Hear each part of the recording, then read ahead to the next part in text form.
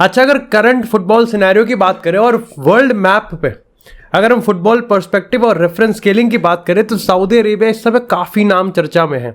लेकिन एक सवाल जो कि इस पूरे ड्रामे में सामने निकल के आ रहा है वो ये है कि क्या सही में सऊदी अरेबिया की अगर लीग की बात करें, सऊदी अरेबिया का वो पैसा सही में एक डेंजर है अगर हम यूरोपियन क्लब्स की बात करें जैसे रियल मैड्रिड, बार्सिलोना, या फिर कहीं ना कहीं सऊदी अरेबिया का हाल भी वही होने वाला है जो कि आज से कुछ साल पहले चाइनीज सुपर लीग का हुआ था।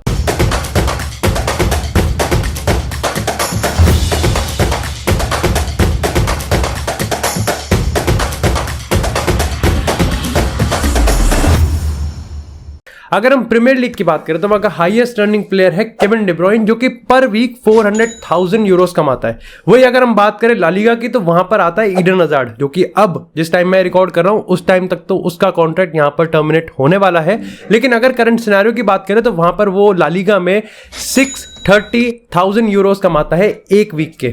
इसी के साथ यहां पर अगर हम बात करें बुंदेसलीगा की तो वहां पर हाईएस्ट अर्नर है सादियो माने जिसकी सैलरी यहां पर 427,000 यूरोस पर वीक। और अगर हम बात करें लीग वन की तो वहां पर आते हैं केलियन एम्बापे जिनकी सैलरी यहां पर 1.3 मिलियन यूरोस एक वीक के, 1.2 लियोनेल मेसी के और 1.1 नेमार के हैं। लेकिन अगर इन सबसे ऊपर की बात करते हैं तो आते हैं यहां पर सऊदी लीग के सुपरस्टार क्रिस्टियानो रोनाल्डो जिसकी एक वीक की सैलरी 4.4 मिलियन यूरोस है। ये जो डिस्क्रिपेंसी है तुम देख रहे हो, ये जो गैप है ये बताता है कि सऊदी अरेबिया अगर लीग की बात करें तो वहां पर पैसा कितना ज्यादा है। और वो इतना ज्यादा है कि एक्चुअली में ना ही सिर्फ क्रिस्टियानो रोनाल्डो बल्कि तमाम सुपरस्टार्स को वो यहां पर लेके भी आ सकते हैं और उसको अफोर्ड भी कर सकते हैं। विंटर ट्रांसफर विंडो ऑफ 2022 में यहां पर क्रिस्टियानो रोनाल्डो को साइन करने के पीछे एक बहुत बड़ा मिशन था, एक बहुत बड़ा प्लान था जो कि रोनाल्डो के आने के साथ ही यहां पर स्टार्ट हो गया था। लेकिन इस पूरे प्लान की नींव ना बहुत पहले ही यहां पर रख दी गई थी। अब देखो सवाल तो ये इंपॉर्टेंट नहीं है, सिर्फ इतना ही इंपॉर्टेंट नहीं है कि यहां पर सऊदी अरेबिया इतने बड़े सुपरस्टार्स को लेके कैसे आ पा रहा है और इसके पीछे का मकसद क्या है। अब देखो सवाल यहां पर सिर्फ इतना ही इंपॉर्टेंट नहीं है कि सऊदी अरेबिया एक्चुअली में किन किन प्लेयर्स को अल्टीमेटली लेके आ पाएगा, बल्कि सवाल सबसे बड़ा यह है कि सऊदी अरेबिया आज नहीं तो कल इन प्लेयर्स को लेके आ ही जाएगा। लेकिन इसके पीछे का जो बिग पिक्चर है, जो सबसे बड़ा प्लान है वो क्या है। अब देखो इस एपिसोड में यहां पर दो मेन पॉइंट्स की हम बात करने वाले हैं। पहला होगा थोड़ा पॉलिटिकल और दूसरा होगा यहां पर थोड़ा स्पोर्टिंग। और अल्टीमेटली हम लोग कंक्लूड करेंगे कि इस पूरे ड्रामे में सऊदी अरेबिया हमको स्टैंड होता हुआ कहां दिखेगा। अब देखो अगर पहले पॉलिटिकल केस स्टडी की बात करें तो वहां पर एक टर्म यूज किया जा रहा है स्पोर्ट्स वॉशिंग। और इस चक्कर में तुमने वेस्ट मीडिया के तमाम यहां पर आर्टिकल्स पढ़े होंगे और सेम सिचुएशन हो रही थी कतर वर्ल्ड कप में भी, जहां पर भी अगर वेस्टर्न मीडिया की बात करें तो वो तमाम बार हर दूसरे आर्टिकल में एलिज कर रही थी कि यहां पर कतर वर्ल्ड कप होना ही नहीं चाहिए। बहुत सारे प्लेयर्स ने तो यहां पर बॉयकॉट करने की बात भी करी थी। और यहां पर अगर हम जर्मनी के पूरे कंट्रोवर्सी की बात करें तो वो भी एक बड़ा मैटर था।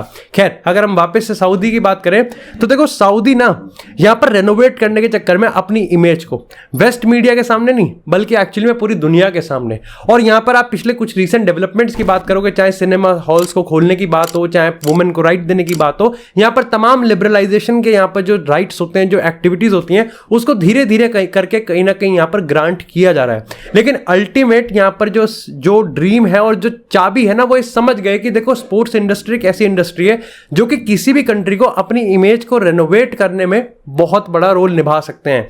कतर की आप बात ले लो या फिर आप आज तो हम कतर मिडिल ईस्टर्न कंट्री की बात करें, लेकिन अगर हम पहले के जमाने की बात करें तो तमाम वेस्टर्न कंट्रीज भी ये काम करती थी और ये सब के सब पेपर में छपा हुआ है। अब देखो यहां पर दूसरा पॉइंट यहां पर ये भी है कि देखो सऊदी अरेबिया को जरूरत तो है, चाहे अभी इनकम जनरेट नहीं कर रहा हो ये स्पोर्ट्स इंडस्ट्री, लेकिन इनका जो तेल का कुआं है जो अभी बिल्कुल अपरंपार पैसों पे कभी ना कभी जाके खत्म होगा। और ऐसे में यहां पर सऊदी चाहता है कि वो यहां पर एक मल्टीपल इनकम स्ट्रीम लेके आए, लेकिन वो तब तक नहीं हो पाएगा जब तक इनकी इमेज रेनोवेट नहीं होगी। और स्पोर्ट्स इंडस्ट्री इसका बेस्ट एग्जांपल और बेस्ट तरीका है। अब देखो जब क्रिस्टियानो रोनाल्डो को साइन किया था अल नसर ने तो एमनेस्टी जो कि एक ह्यूमन राइट एनजीओ है उन्होंने यहां पर ये एलिज किया था और ये रिक्वेस्ट करी थी कि भाई क्रिस्टियानो रोनाल्डो जितना बड़ा प्लेयर है उसको यहाँ पर एक्सपोज करना चाहिए सऊदी को, और उसको यहाँ पर पूरे दुनिया को बताना चाहिए और पूरे दुनिया के सामने क्रिटिसाइज करना चाहिए सऊदी को कि वो ह्यूमन राइट्स वायलेशन कर रहे हैं। लेकिन ये तुमको भी पता है और ये हमको भी पता है कि चाहे वो क्रिस्टियानो रोनाल्डो हो जो कि अल नसर के प्लेयर हैं, चाहे वो लियोनेल मेसी हो जो कि विजिट सऊदी के ब्रांड एम्बेसडर है, या फिर तमाम प्लेयर्स या फिर बड़े बड़े सुपरस्टार्स की अगर हम बात करें तो वो नहीं बोलने वाले हैं। अब ये अपने आप में कहे कि उनको बोलना चाहिए या नहीं चाहिए, और क्या वो एलिगेशन सच भी है या फिर नहीं, ये बहुत टोटल फुटबॉल चैनल से हम बहुत उधर की बात कर लेंगे। लेकिन यहाँ पर तुमको ये भी समझना पड़ेगा कि सऊदी जो स्पोर्ट्स इंडस्ट्री में अपने आप को प्रमोट कर रही है और इतनी बड़ी प्रायोरिटी बना रही है, इसके पीछे नंबर्स बहुत मैटर करते हैं। अगर हम बात करें यहाँ पर अभी कुछ नंबर्स की, तो ये दिन साल दर साल बढ़ रहे हैं। चाहे हम 2018 में बात करें जहाँ पर $2.1 बिलियन इन्होंने इन्वेस्ट किए थे, 2024 में वो बढ़ के यहाँ पर $3.3 बिलियन होने वाला है। अगर हम 2019 की बात करें तो जहाँ पर 2.4 बिलियन यहाँ पर डॉलर्स की इन्होंने इनकम करी थी 2016 में, वहीं 2019 में इन्होंने यहां पर 6.9 बिलियन डॉलर्स की इनकम करी थी, जो कि इनके जीडीपी में यहां पर कंट्रीब्यूट कर रहे थे। इसी के साथ अगर हम यहां पर बात करें सऊदी अरेबिया की, तो उसको यह भी समझ में आ रहा है कि भैया देखो 2030 में अगर वर्ल्ड कप का बिड करना है तो उससे पहले हमको बहुत बड़ा एक ग्राउंड वर्क बिछाना पड़ेगा। साथ ही आप देखो कि सऊदी अरेबिया के अगर हम यहाँ पर कुछ रीसेंट ऑन पिच परफॉर्मेंस की बात करें तो वो भी अच्छी है। अभी वर्ल्ड कप में अर्जेंटीना को हराया था और एक अच्छा खासा नाम कमाया था। इसके साथ ही यहाँ पर ओलंपिक में सिल्वर मेडल की बात करें या फिर वर्ल्ड चैंपियनशिप में भी सऊदी अरेबिया थोड़ा थोड़ा स्पोर्ट्स में अपने आप को प्रमोट कर रहा है। और ये एक बहुत बड़े छतरे के नीचे ना यहाँ पर ये सारी चीजें हो रही है, जो कि अल्टीमेटली ब्रांड सऊदी अरेबिया को रेनोवेट करेगी। ये तो थोड़ा सा पॉलिटिकल, थोड़ा सा यहाँ पर डिप्लोमेटिक। अब बात करते हैं यहाँ पर स्पोर्टिंग कल्चर की। तो क्या सही में सऊदी अरेबिया अपने आप को वर्ल्ड फुटबॉल पे बिगेस्ट लीडर बनाना चाहता है? हाल ही में क्रिस्टियानो रोनाल्डो ने इंटरव्यू में ये चीज कही कि Saudi Arabia top 5 world football leagues में आ सकता है, यूरोपियन लीग्स में भी किसी को बीट करके सऊदी अरेबिया अपनी जगह ले सकता है। अब देखो इतना तो नहीं होने वाला, लेकिन क्रिस्टियानो रोनाल्डो इनडायरेक्टली जो हिंट कर रहे थे वो गलत भी नहीं है। क्योंकि देखो सबसे पहली बात तो ये है कि जहां यूरोपियन लीग्स पे एफएफपी यानी कि फाइनेंशियल फेयर प्ले का हमेशा ऐसी तलवार लटकती रहती है, सऊदी में ऐसा नहीं है। सऊदी के पास पैसा भी अनलिमिटेड है और सऊदी के पास यहाँ पर कहीं ना कहीं उसको खर्च करने की कोई लिमिट भी नहीं है, यानी कि कोई रूल वूल वहां लागू नहीं होते हैं। तो वो यहाँ पर अगर क्रिस्टियानो रोनाल्डो को ऑलरेडी साइन कर लिया है, बेंजिमा को भी ऑलमोस्ट कर लेंगे, लियोनेल मेसी पे भी यहाँ पर कहीं ना कहीं डोरे डाल रहे हैं और अल्टीमेटली आज नहीं तो कल ये मेसी को भी ले आएंगे। लेकिन इसके अलावा भी अगर हम बात करें तो एनगोलो कांटे है, ह्यूगो लोरिस है, सर्जियो रामोस है, उसके बाद सर्जियो बुस्केट्स, जॉर्डी एल्बा है, लूका मॉड्रिच पे भी तलवार, और यहाँ तक नेमार को भी ये टारगेट कर रहे हैं। ये वो प्लेयर्स हैं जो कि अल्टीमेटली इस पूरे सऊदी लीग की बात करें तो उन क्लब्स में यहां पर जाने वाले हैं। अच्छा, एक इंटरेस्टिंग फैक्ट मेरे को समझ में आया कि देखो इवन दो क्रिस्टियानो रोनाल्डो यहां पर कहीं ना कहीं 39 ईयर्स ऑफ एज के हैं, और अगर हम बात करें इनके जो मेजॉरिटी ऑफ द प्लेयर्स जिनको ये टारगेट कर रहे हैं वो भी 35-36 साल के हैं। लेकिन सऊदी अरेबिया के कुछ सोर्सेज ने ये चीज कंफर्म करी है कि सऊदी लीग यहां पर यंग पॉपुलर प्लेयर को भी अपनी लीग में लेके आना चाहते हैं। और इसका प्राइम एग्जांपल की मैं बात करूं तो यहां पर नेमार जो कि 31 ईयर्स ऑफ एज के, ही इज नॉट यंग, लेकिन कंपेरेटिवली ऐसी लीग के रेफरेंस की जब हम बात करते हैं तो उसमें यंग आता है। इसके साथ अगर कांटे की बात करो अगेन 30-31 की बात हम कर जाते हैं। इसके बाद अगर हम किसी और प्लेयर की बात करें जो कि इस उम्र में है तो वहां पर भी सऊदी लीग उनको टारगेट करना चाहता है। अब देखो इसके पीछे एक बड़ा रीजन खुद क्रिस्टियानो रोनाल्डो ने बताया। उन्होंने ये चीज कहा कि देखो ये प्लेयर जो कि अपनी 2-3 साल की सर्विस दे सकते हैं, वो यहां पर सऊदी अरेबिया में जो एग्जिस्टिंग यंग प्लेयर्स की ब्रीड है ना उनको यहां पर मोटिवेट करेगी और उनको यहां पर कहीं ना कहीं खेलने के लिए करेगी। लेकिन अल्टीमेटली अगर मैं इसको तुमको सऊदी अरेबिया के पर्सपेक्टिव से बात करूं तो वो ये मानते हैं कि देखो इन प्लेयर्स को या तो पे चेक चाहिए एक मोटा, जो कि लास्ट उनके करियर का लास्ट पे चेक होगा, और हमको चाहिए इनका प्रमोशन की स्किल्स। मतलब हमको चाहिए इनका अकाउंट, हमको चाहिए इनका फैंडम, हमको चाहिए इनकी रीच, और ये बदले में लेने वाले हमसे पैसे। और ये इनका पूरा सीन बनने वाला है। अल्टीमेटली क्रिस्टियानो रोनाल्डो को साइन करने के बाद ये सऊदी अरेबिया को भी पता है कि यहां पर उसकी देखा देखी में और उसके जाने के बाद जो एक बहुत सारे प्लेयर्स और बहुत सारे कोचेस के मन में जो एक बैठ जाता है ना कि यार क्रिस्टियानो रोनाल्डो भी उस लीग में चला गया तो हम भी उस लीग में जा सकते हैं। एंड डेफिनेटली आप अगर मैक्सिको लीग की बात करो, पहले के टाइम में अगर हम यूरोपियन लीग्स की बात करते हैं जिसमें उसेबियो भी खेले हैं, बड़े बड़े प्लेयर्स मैराडोना भी खेले हैं, चाहे हम MLS की बात करते हैं, चाहे हम यहाँ पर चाइनीज सुपर लीग की बात करते हैं, अल्टीमेटली सऊदी अरेबिया यहां पर क्रिस्टियानो रोनाल्डो और लियोनेल मेसी को लेके आने के चक्कर में यही है कि यहां पर उनकी जो रीच है वो ना ही सिर्फ उनको प्रमोट करेगी बल्कि और प्लेयर्स को भी यहां पर मोटिवेट करने वाले हैं कि वो सऊदी लीग को ज्वाइन करें। अब कंक्लूजन की बात करते हैं। तो देखो, कंक्लूजन बनाते वक्त ना मेरे दिमाग में सिर्फ 4-5 सवाल आ रहे थे और हम उन 4 सवालों पे बात करेंगे। सबसे पहला सवाल है कि क्या सही में सऊदी लीग एक यूरोप का ऑल्टरनेटिव बन के निकल रहा है? देखो, ये चीज तो माननी पड़ेगी कि आज के टाइम में जिस तरीके से सऊदी अरेबिया अपने आप को प्रमोट कर रहा है, अब ये तो आप समझ गए सऊदी लीग की हम बात कर रहे हैं, लेकिन आप देखो सऊदी अरेबिया यहाँ पर न्यूकासल यूनाइटेड को खरीद रहा है। इसके बाद सऊदी अरेबिया बाकी जगह भी यहाँ पर कहीं ना कहीं आप इन्वेस्टमेंट कर रहा है। ये जो पूरा का पूरा स्पोर्ट्स में घुसने की बात है, और ये मैं तुम्हें फुटबॉल सेंट्रिक बता रहा हूं। अगर आप स्पोर्ट्स इंडस्ट्री में और भी जगह बात करोगे तो वहां पर भी इतने ही एग्रेसिवली इन्वेस्ट किया जा रहा है।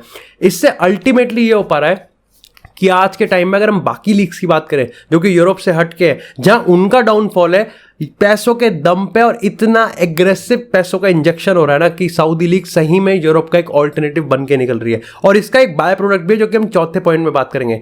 दूसरा है कि यहां पर क्या सही में इसका हाल भी चाइनीज सुपर लीग कह सकता है।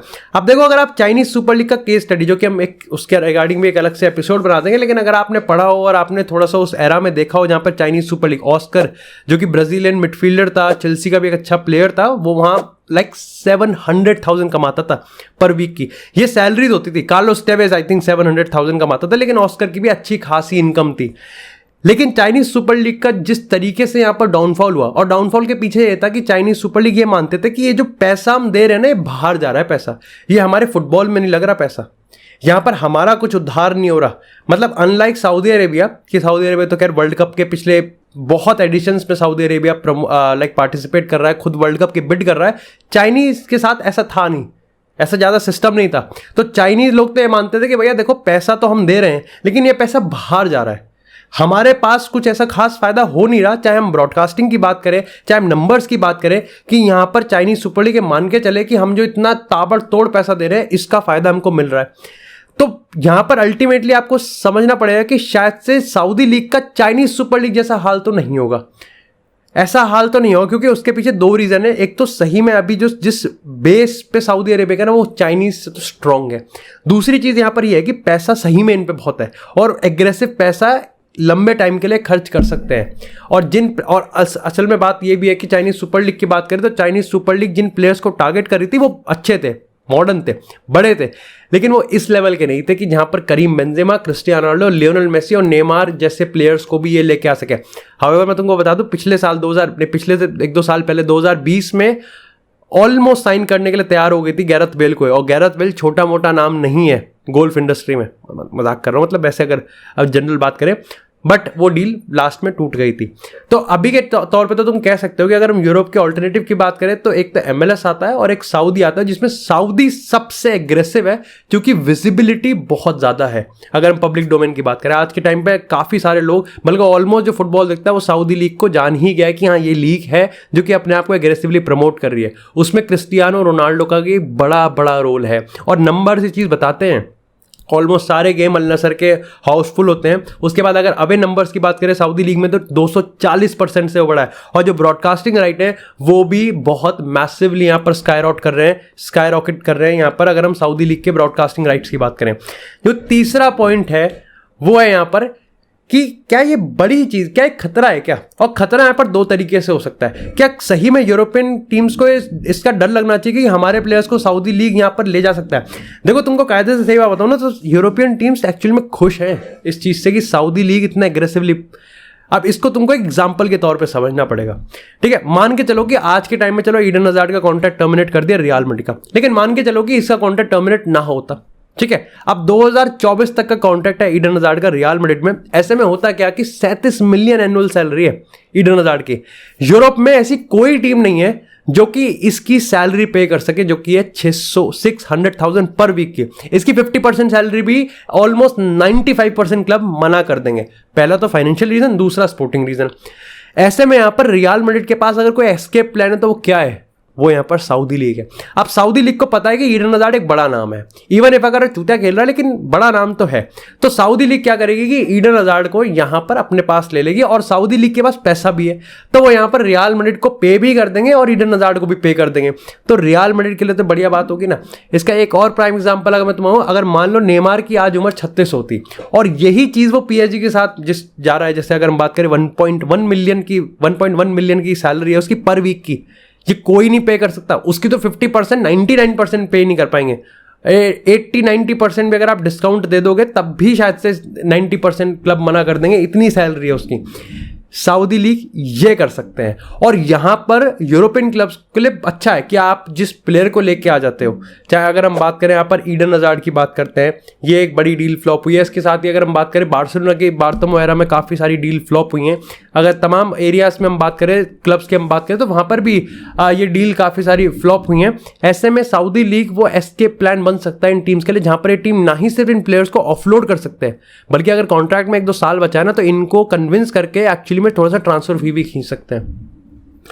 अब देखो यहां पर चौथा पॉइंट आता है कि क्या सही में यूरोपियन टीम्स को अब इस चीज से खतरा होना चाहिए कि उनका वजूद वर्ल्ड फुटबॉल के मैप से हटने वाला है? और इसका आंसर क्लियरली नहीं है। देखो ये तो तुमको ही मानना पड़ेगा कि अल्टीमेटली अगर इवन इफ सऊदी लीग आज क्रिस्टियानो रोनाल्डो को ले आई है और कल को अगर मेसी वगैरह को भी लिया है ना, बट फिर भी सऊदी लीग की टीम्स ये प्लेटफॉर्म कभी नहीं बना पाएंगे जो कि real Madrid, Barcelona, Manchester United, Bayern जैसी हिस्टोरिक और लेगेसी ओरिएंटेड टीम्स हैं। वहां पर कहीं ना कहीं एक रीजन है, मेरे को लगता है कि एक आप कह सकते हो कि पैसा बहुत है सऊदी लीग में, लेकिन एक फैक्टर जहां पर प्लेयर सबसे ज़्यादा अपने आप को क्रूशियल मानता है और जो सबसे बड़ा डिफरेंस मेकर है ना यूरोपियन टीम्स में और इन क्लब्स में, वो है हिस्ट्री और एम्बिशन। देखो मेरे को लगता है कि यहाँ पर आप अल नसर के लिए खेल सकते हो, आप अल हिलाल के लिए खेल सकते हो, आप अल इत्तिहाद के लिए खेल सकते हो, आप मिलियंस में पैसा कमा सकते हो एक महीने की सैलरी में, लेकिन जो प्रेस्टीज आपको रियल मैड्रिड की जर्सी पहन के, यूनाइटेड की जर्सी पहन के, बारसा की जर्सी पहन के, मिलान की जर्सी पहन के, बायर्न, यूवेंटस, इन सब की जर्सी पहन के मिलेगी ना, वो आपको इनकी जर्सी पहन के नहीं मिलेगी। और इसको ना ही सिर्फ क्रिस्टियानो रोनाल्डो बल्कि लियोनेल मेसी, ये दोनों मिलके भी नहीं बदल पाएंगे, क्योंकि अल्टीमेटली वर्ल्ड फुटबॉल चलेगा इन्हीं क्लब्स की वजह से। और ये बात तुमको ही माननी पड़ेगी और मैं भी मान चुका हूं।